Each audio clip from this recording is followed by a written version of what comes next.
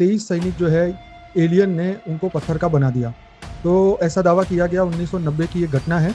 उसमें साइबेरिया में एक सैन्य अभ्यास के दौरान 23 सैनिक को एलियंस ने पत्थर का बना दिया।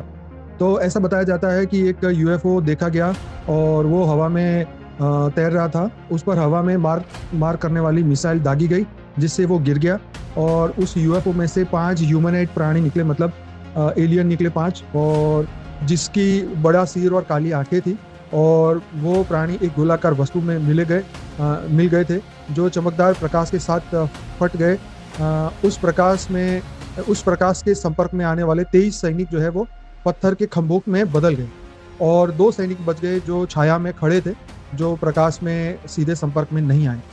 तो क्या इस मामले को आप कैसे देखते हैं और इससे हमें क्या समझना चाहिए? ऐसी घटना क्यों बनी? परम शांति। आज हम बात करेंगे एलियंस के बारे में कि जो सीआई रिपोर्ट बताती है कि 1990 में रशिया में कुछ सैनिकों ने एक एलियंस का यूएफओ को तोड़ डाला, मिसाइल से तोड़ डाला। तो वो एलियंस का जो यूएफओ है, मानव विमान क्रैश हो गया। यूएफओ से एलियंस बाहर निकल के ये सैनिकों को पत्थर का बना दिया।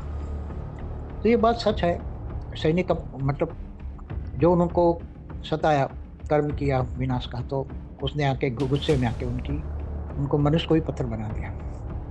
तो उनकी एलियंस की आत्मा की इतनी पावर होती है, अलग अलग कैटेगरी के, हाई कैटेगरी के भी एलियंस आते हैं, कि जैसे हमारे शास्त्रों में भी लिखा है कि गौतम ऋषि ने अपनी पत्नी अहल्या को शल्या बना दी। शल्या माना पत्थर बना दी, इंद्र के कुकर्मों के कारण, और इंद्र को भी सजा दी, श्राप दिया कि जा तू नरक लोक में सर्प बन जा।